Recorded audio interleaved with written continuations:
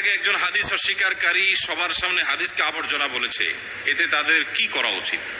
দেখুন, হাদিস অস্বীকারীদের দৌরাত্ম্য বাংলাদেশের চরম সীমায় পৌঁছেছে। যার কথা বলা হয়েছে, এ আল্লাহর বান্দার অনেক ভিডিও দেখার দুর্ভাগ্য আমার হয়েছে।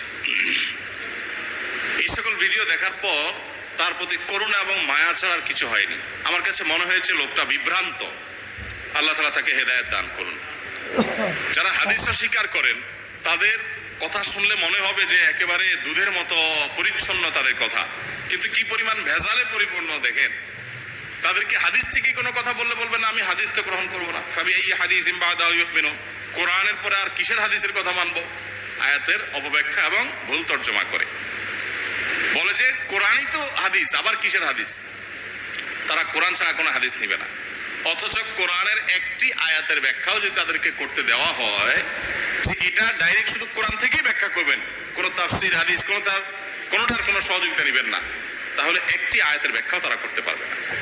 যদি করতে হয় তাকে মন গড়া ব্যাখ্যা করতে হবে, তার ভিত্তিহীন ব্যাখ্যা করতে হবে। তাহলে আমি আমার মতো ব্যাখ্যা করবো, আরেকজন ব্যাখ্যা করবো। ইসলাম তাহলে এটা খেলতামাশায় পরিণত হবে।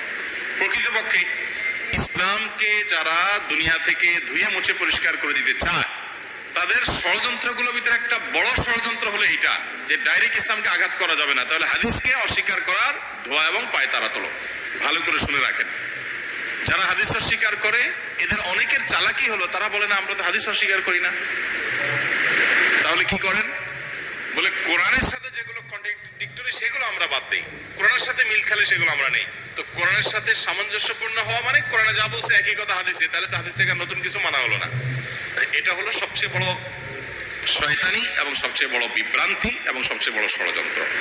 মনে রাখবেন, শুধুমাত্র কোরআনই আমাদেরকে অনুসরণ করতে হবে, হাদিসের কোনো দরকার নাই। তাহলে আল্লাহ তাআলা রাসূল কেন দিয়েছেন বলেন? কোরআনটা একসাথে কেন দেন নাই? 2 আয়াত দিয়া 5 আয়াত দিয়া 2 সপ্তাহ 1 মাস কেন গ্যাপ দিয়েছেন? ওটা ব্যাখ্যা করবার জন্য।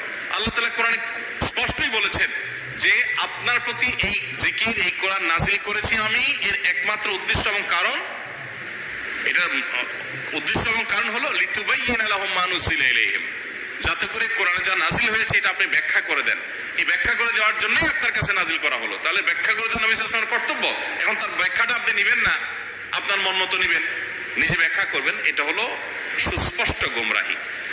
আরেকটা বিষয় হলো, কিছু লোক আছে যারা হাদিস অস্বীকার করতে চায়।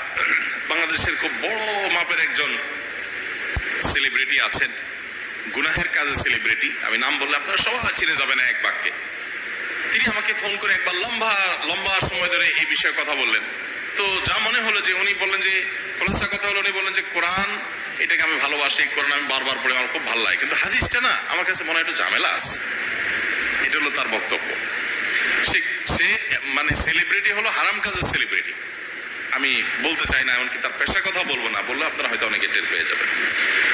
তো তাকে বোঝানোর চেষ্টা করলাম, আর আমিও বোঝার চেষ্টা করলাম। আমি বোঝার চেষ্টা করলাম যে যারা হারাম কাজে লিপ্ত, নানান রকমের আকাম কুকাম করতে চায়, এদের জন্য একটা বড় বাধা হলো হাদিস। কারণ হাদিসে সবকিছু খুলে খুলে খুলে খুলে নিষিদ্ধগুলো বলে দেওয়া হয়েছে। আর কোরআনের আয়াতে যেহেতু আল্লাহ তাআলা ইনিশিয়ালি সব বলে গেছেন, এখান থেকে অপব্যাখ্যা নেওয়ার সুযোগ আছে, কেউ চাইলে অপব্যাখ্যা নিতে পারে। তো এই জন্য সে শুধু কোরআনটা নিতে চায় যে আমার মন মতো আমি ব্যাখ্যা করে নিব। আল্লাহ সুবহানাহু ওয়া তাআলা নামাজ পড়তে বলছেন, কই 5 ওয়াক্ত 5 শব্দ আল্লাহ কোরআনে কথা বলেন নাই, এটা হুজুরদের বানানো হাদিসে আসছে, এটা মানলাম না, তাহলে সহজ হয়ে গেল। আল্লাহ তাআলা কুকুর খাইতে কোরআন নিষেধ করেন নাই, অতএব চায়নায় গিয়ে কুকুরের গোশত খাওয়া ইজি হয়ে গেল।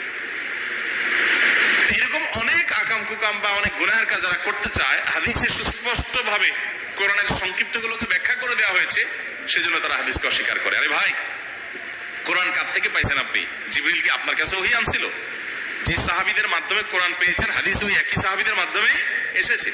বলে যে বুখারী অনেক বছর পরে লেখা হয়েছে, তো কোরআন তো নবী সাল্লাল্লাহু আলাইহি ওয়াসাল্লামের ওয়াফাতের অনেক বছর পরে লেখা হয়েছে।